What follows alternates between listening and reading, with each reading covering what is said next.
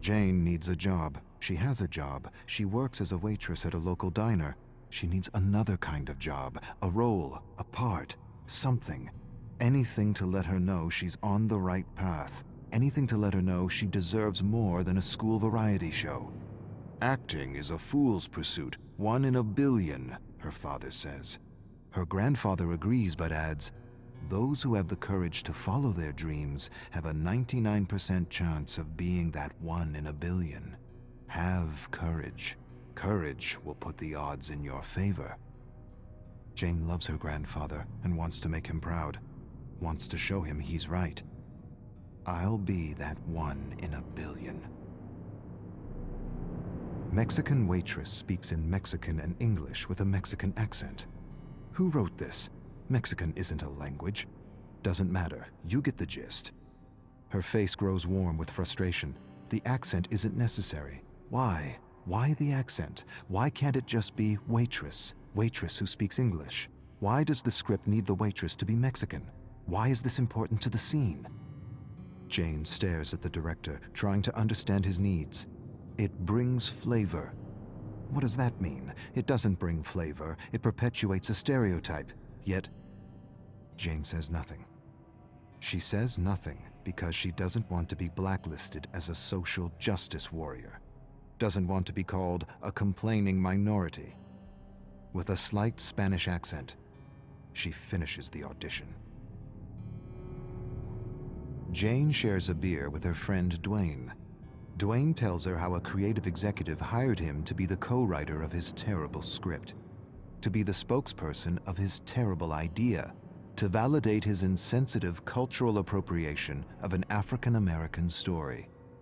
The creative executive wants to make a minority film because it's a fad, the quickest way to be recognized, the fast track to fame for a hack. Many writers told the hack his script was wrong on so many levels, badly written, disrespectful, boring, insensitive.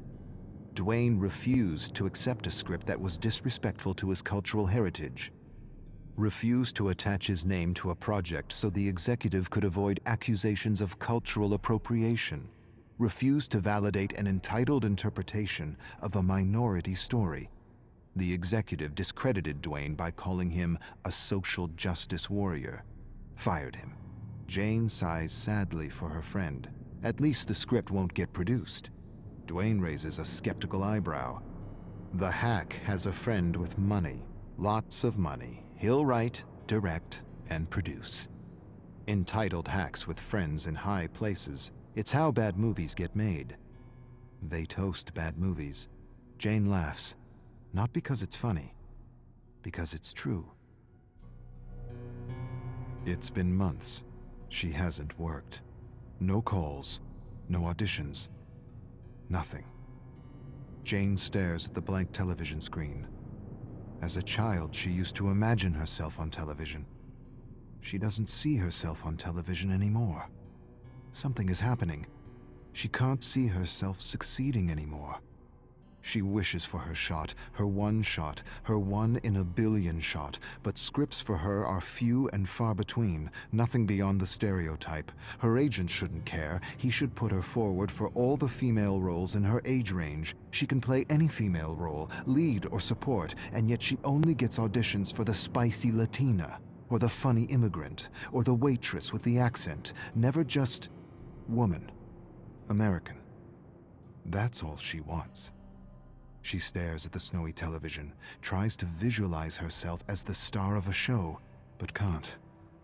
The phone rings. Her agent, an audition, a major part in a play, and it pays well. For a moment, just a moment, she feels like 1 in a billion. Jane's cell phone rings. She freezes on the sidewalk. This is it. And she doesn't know if she wants to answer or not. She can't take another rejection, not for this part. This part is too important. She brings the cell phone to her ear, answers. She hears a voice she recognizes, her agent. He tells her how everyone enjoyed her audition, how everyone thought she was just fantastic.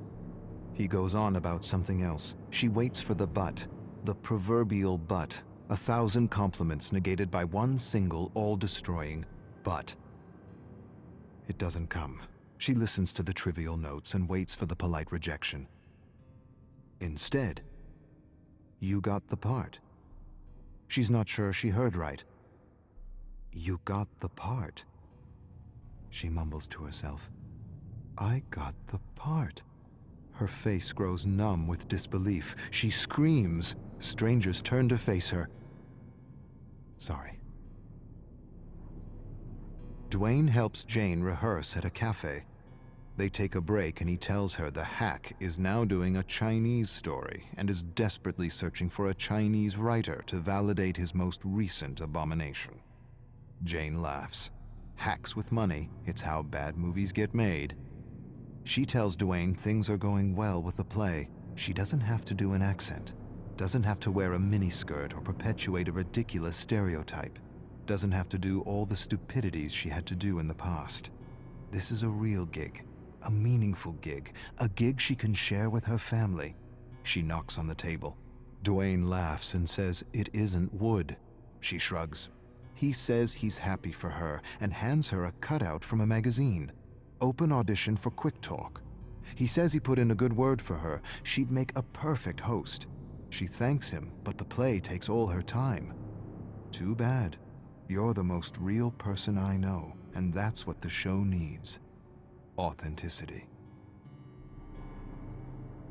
Last rehearsal before opening night, and she's nailed her role despite some last-minute changes to the script.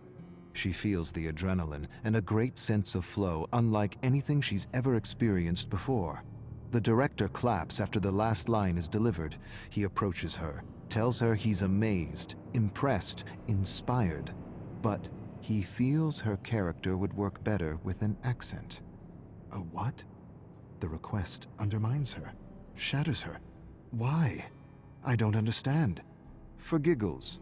It would be fun. The character doesn't need an accent. The character is fine without an accent. But it would add comic relief. Comic relief! That's what she is to this director, to the producers, to this industry. Comic relief. She stares at him, waits for him to burst out laughing, waits for him to say he's joking, waits for an apology that never comes. She sighs and feels the strength of her ancestors coursing through her veins, a strength that won't allow her to sell out, a strength that won't allow her to perpetuate a hurtful image of what it means to be an American. She shakes her head at the director. Find a comedian, asshole. She storms off stage. Those who follow their path beat the odds, even if the odds are 1,000,000,000 to 1. Bullshit.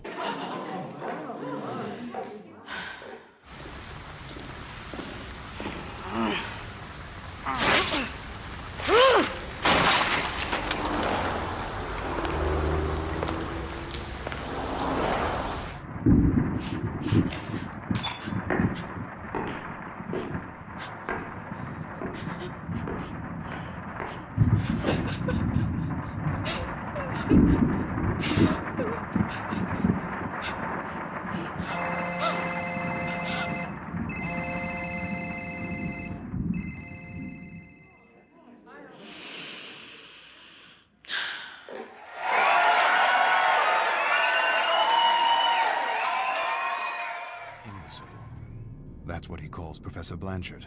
The imbecile is choosing 2 students to lead a research assignment in an abandoned farmhouse. Carter knows he's going to be selected. He's the best in the neuroscience program, the best at the Leary. The Leary. It could only be the Leary. The Leary or the Allen. 2 institutions with a history of working with the government to push the limits of psychology beyond the code. Not beyond the code, despite the code. The papers coming out of the Allen amazed him, captured him, inspired him. Had he been Canadian, it would have been the Allen, or what many called Ravenscrag.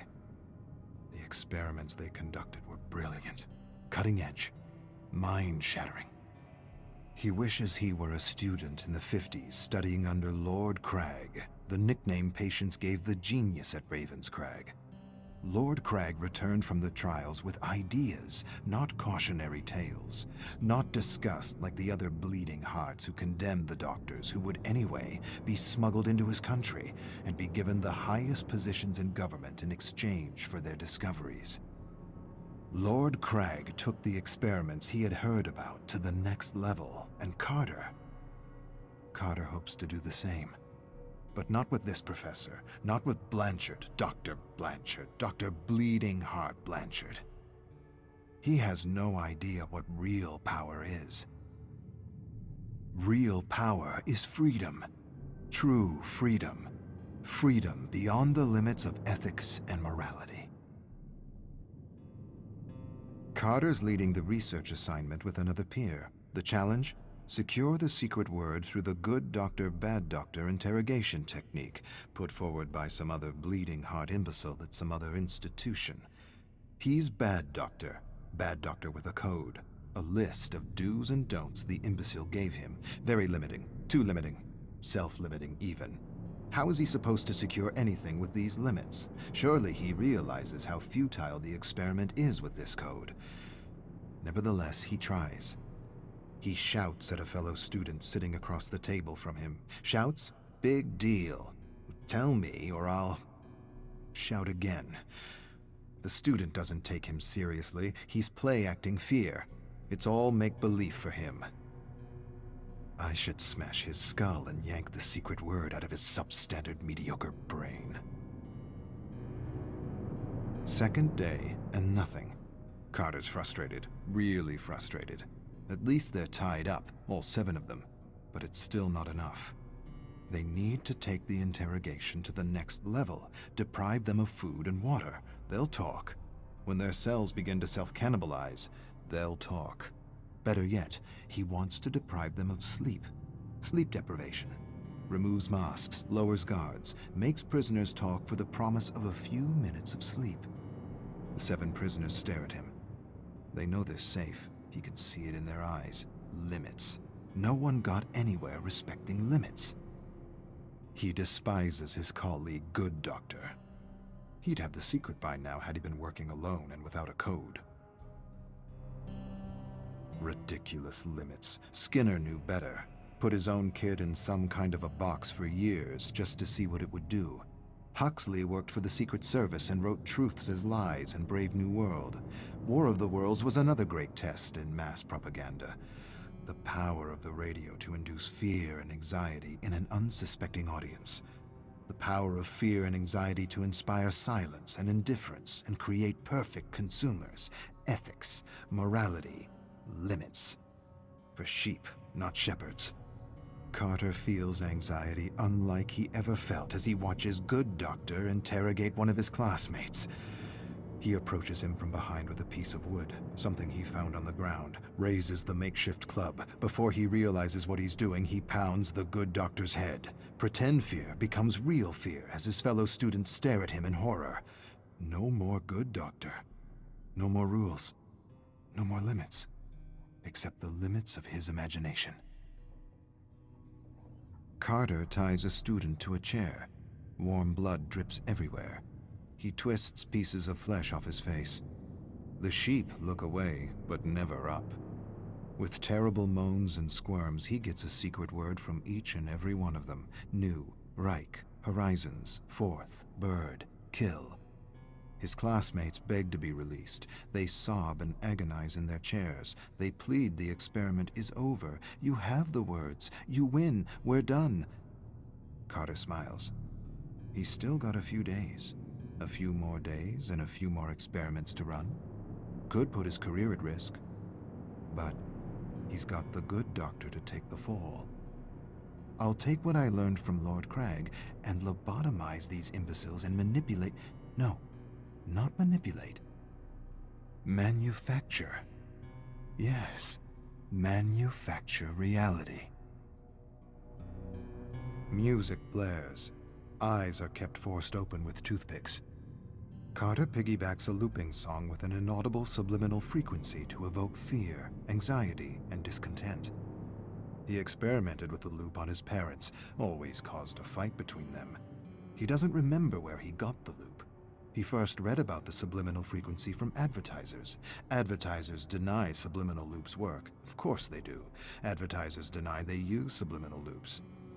But they do. They use them, and they work. They must. They must because peace and contentment is our natural disposition. War and discontent needs to be instilled, enforced, manufactured, repeated over and over again until it's the main script in the collective consciousness. Paperclip, Bluebird, MK Ultra, MK Delta, MK Search. They were all necessary. Lord Crag had the right idea, good instincts. So did the Black Sorcerer and the Dirty Trickster. They inspired all the goodies he brought with him in his bag. Music, drinks, drugs, lots of drugs. For a moment, just a moment, he hesitates. He'll probably go to jail for a long time if he uses his goodies. But being free, being truly free for a few days, is worth a lifetime of imprisonment. But I won't get caught. Good Doctor will. Carter wonders if he can remother these sheep. Remother, he loves the term. He wishes it was his own, but it's not. Shock them with electricity and expose them to endless images of death, chaos, and destruction. Traumatize the brain, empty it, lobotomize these subjects to remother them with new personalities. He wonders if he could remother these sheep into wolves. Get them to kill each other. Better yet, turn these good, law-abiding students into serial bombers. He rips the plug out of a lamp, splits the wires, peels the wire, places the exposed wire into a student's mouth, slowly approaches the socket, taking in his terror, plugs it in, screams as he remothers this exemplary student.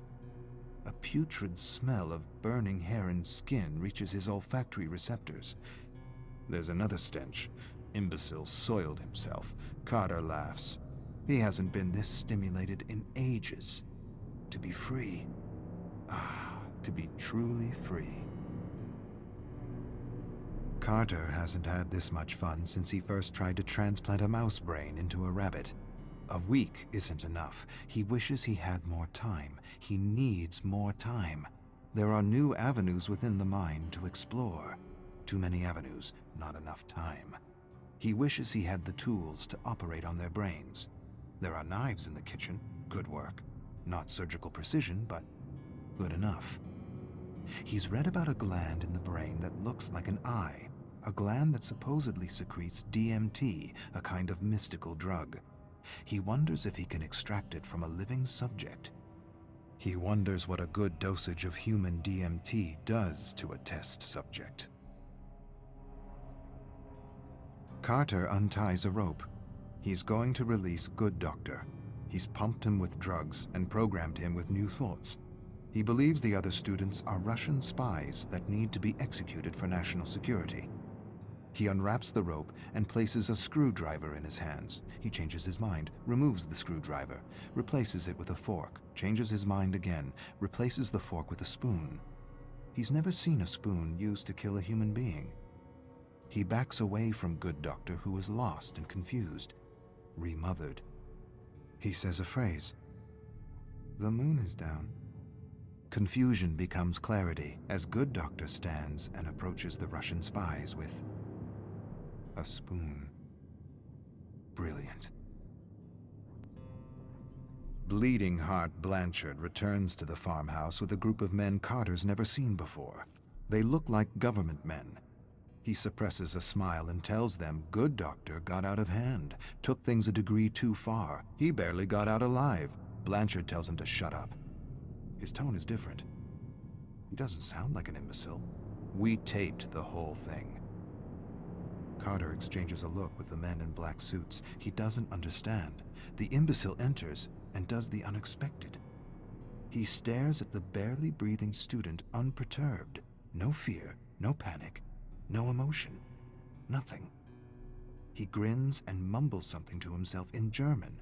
He turns to Carter with a smile. His smile turns to a grin when the men in black suits handcuff and arrest him.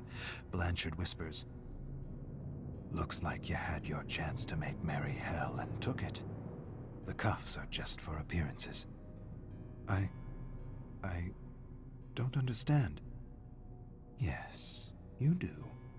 You understand much more than the others.